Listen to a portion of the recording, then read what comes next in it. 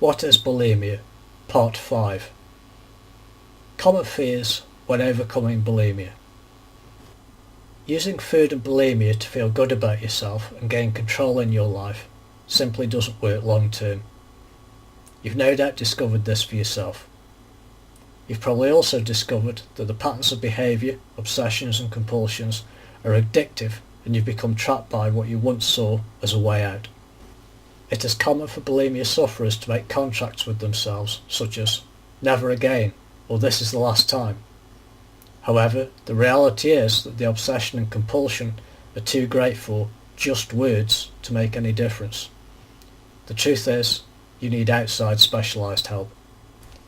Although the idea of overcoming bulimia and getting your life back seem tempting, there are sometimes underlying fears running in the background. These fears can include weight gain, loss of control, emotional breakdown, and for many sufferers the shame and embarrassment of talking to someone about their problem. Let's address these common fears, one at a time. Weight gain. If you've been purging via vomiting, then it is very likely that you're dehydrated and possibly you're also malnourished. This is simply what happens when you induce vomiting or other forms of purging over a prolonged period.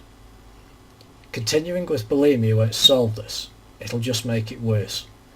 Malnutrition will also cause your hair to be thin, dull and eventually fall out. Your teeth will rot, your bones will become brittle, your skin will dry out, thin and wrinkle. Yet you use bulimia to look good. Is it sinking in yet?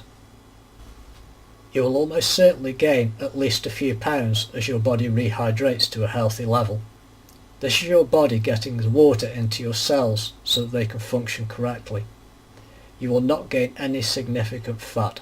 It simply doesn't work that way provided you follow our advice. Remember that obsessing about weight is what keeps you trapped in the bulimia cycle. However, we've already discussed that the weight isn't the real issue. It's down to your thoughts and self-perception that makes you feel bad. We can teach you how to change this, but only if you're willing to help yourself. Loss of control. This is simply the bulimia playing on your insecurities again. Overcoming bulimia actually gives you control and lets you make your own decisions rather than having your hand forced by obsession and compulsion. The only thing that's going to lose control is bulimia, and if it's bringing doubt into your mind, it's probably because it senses, because of the options opening up in front of you, it may already be losing its grip. Emotional breakdown. Once again, you are speculating as to what may happen due to insecurity. Overcoming bulimia will be better described as an emotional rebuild. This time, however, will build your emotions and self-perception into something that serves you rather than destroys you. Shame and embarrassment. Remember that shame and embarrassment are something only you bring to the table. There is never any judgment on our part other than us respecting you for having the courage to commit to help yourself.